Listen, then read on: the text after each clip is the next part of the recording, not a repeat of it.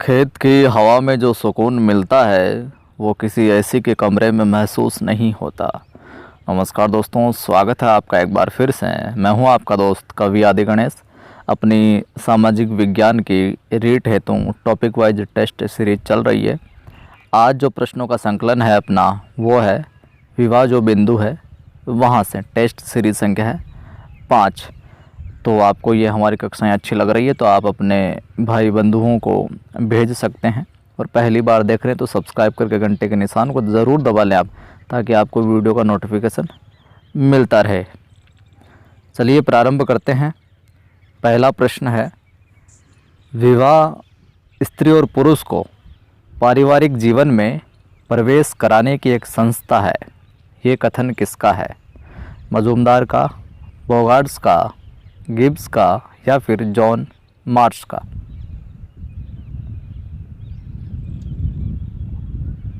तो सही उत्तर हो जाएगा प्रथम प्रश्न के अंदर बी।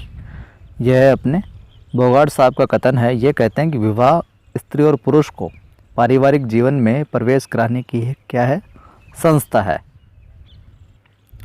दूसरा प्रश्न देखिए, भारत में 1961 का वर्ष इसलिए प्रसिद्ध है, इस वर्ष में एक अधिनियम पारित हुआ था जिसका संबंध था, तो वो संबंध बताना आपको किससे था? दहेज के निषेध से, कन्या भ्रूण हत्या से, घरेलू हिंसा की रोकथाम से या फिर बाल विवाह को रोकने से? तो सही उत्तर हो जाएगा दूसरे के अंदर अपना ए, दहेज प्रथा के निषेध से ये संबंधित था।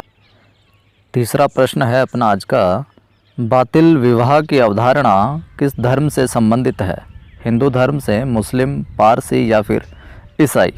बताइए। बीच बीच में कहीं हवा की सरसराहट आ सकती है, खेत के मध्य में बैठा हुआ हूँ मैं अभी। तो बातिल विवाह की जो अवधारणा है वो अपने मुस्लिम धर्म से संबंधित है। तीसरे के अंदर बी हो जाएगा। ये एक मुस्लिमों के अंदर विवाह का भेद है बातिल। अगला देखिए 4 number, the Hindu marriage act. The Hindu marriage act किस साल या यूँ कि किस वर्ष में लागू किया गया? 1940, 1968, 1955 या फिर 1958? सही उत्तर क्या हो जाएगा? 1955 में ये लागू किया, द हिंदू मैरिज एक्ट। पांचवा प्रश्न है, निम्न में से प्रेम विवाह का रूप है? ब्रह्म विवाह, देव विवाह, गंधर्व विवाह या फिर कोई नहीं? सही उत्तर हो जाएगा 5 के अंदर अपना सी। प्रेम विवाह का कौन सा रूप है? गंधर्व विवाह। चलिए छठा प्रश्न देखते हैं। भारतीय समाज के इतिहास में 1856 का वर्ष महत्वपूर्ण क्यों है?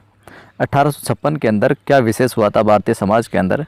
तो देखिए विकल्प, कन्या वध के विरुद्ध अधिनियम पारित हुआ था इस समय, डाकन प्रथा के विरुद्ध अधिनियम पारित हुआ, सती प्रथा के विरुद्ध अधिनियम पारित हुआ या फिर हिंदू विवाह पुनर्विवाह अधिनियम पारित हुआ?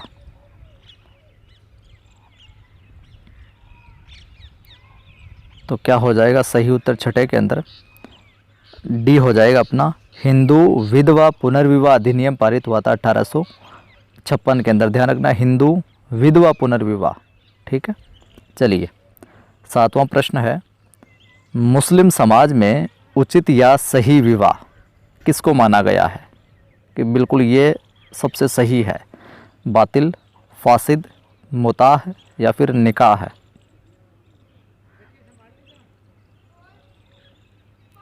सही उत्तर हो जाएगा 7 के अंदर अपना डी, निकाह है जो है वो मुस्लिम समाज में उचित या सही विवाह माना गया है। और ये बाकी जो अन्य हैं ये मुस्लिम विवाह पद्धति के अंदर ही एक भेद हैं सारे के सारे। चलिए 8वां प्रश्न देखिए, बाल विवाह निरोधक यानी कि शारदा एक्ट जो नाम भी दिया गया अधिनियम कब पारित हुआ? 1929, 1930, 1931 या फिर 1932? बताइए।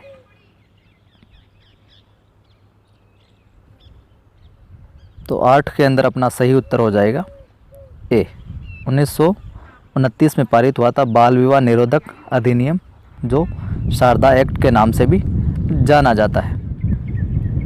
और वीडियो को लाइक नहीं किया अभी तक तो लाइक कर दें और सभी मित्रों को जरूर शेयर करें। बहुत अच्छे प्रश्न है।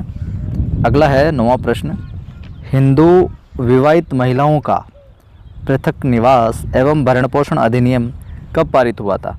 1956, 1946, 1977 या फिर 1988? तो 9 के अंदर अपना सही उत्तर हो जाएगा, क्या हो जाएगा? बी, 1946 के अंदर ये हिंदू विवाहित महिलाओं का पृथक निवास एवं भरण पोषण अधिनियम पारित हुआ था। चलिए 10 नंबर प्रश्न की ओर बढ़ते हैं। सती प्रथा निषेध अधिनियम कब पारित हुआ? सती प्रथा निषेध अधिनियम 1829, 1929, 1930 या फिर 1935? 10 के अंदर क्या हो जाएगा सही उत्तर? ए, 1829 के अंदर ये पारित हुआ था। 11 नंबर है, विवाह की जड़ें परिवार में है न कि परिवार की विवाह में। विवाह की जड़ें परिवार में है न कि परिवार की विवाह में, ये कथन किसका है? मॉर्डॉक का, वेस्टरमार्क का, मदान का या फिर W.H. गिब्स का? तो सही उत्तर है अपना यहाँ पर बी, वेस्टरमार्क ने कहा था ये। चलिए 12 नंबर प्रश्न है, उच्च वर्ण जाति कुल का लड़का अपने से निम्न वर्ण जाति कुल की लड़की के साथ विवाह करता है तो वह कौन सा विवाह कहलाता है? लड़का है जो उच्च कुल का है और लड़की है जो निम्न वर्ण जाति की है, तो अगर उनका विवाह होता है तो वो कौन सा विवाह कहलाएगा? अनुलोम विवाह, प्रतिलोम विवाह, अधिमान्य विवाह या फिर कोई नहीं?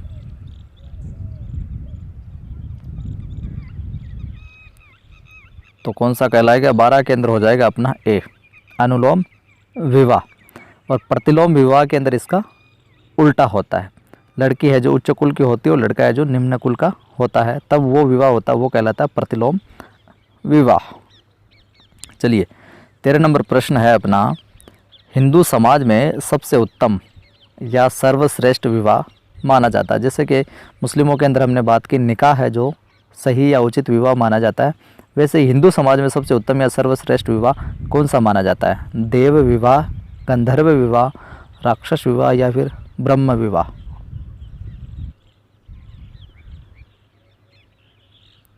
सही उत्तर हो जाएगा डी, ब्रह्म विवाह है जो हिंदुओं के अंदर सर्वश्रेष्ठ विवाह माना जाता है।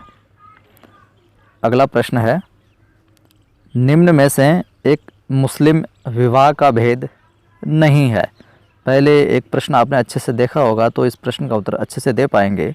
निम्न में से एक मुस्लिम विवाह का भेद नहीं है। निकाह है, मुता है, फासिद या फिर पैसाज? तो सही उत्तर हो जाएगा यहाँ पर डी, ये मुस्लिम विवाह का एक भेद नहीं है यहाँ पर। तो जय हिंद, शुक्रिया दोस्तों। अच्छा लगा हो तो लाइक कर दें, सभी को शेयर कर दें और पहली बार देख रहे हैं तो सब्सक्राइब करके घंटे के निशान को जरूर दबा लें ताकि आने वाली वीडियोज़ की आपको सूचना मिलती रहे। उम्मीद करता हूँ आपको ये हमारी जो सीरीज़ है, हमारे जो ये प्रश्न अच्छे लग रहे होंगे।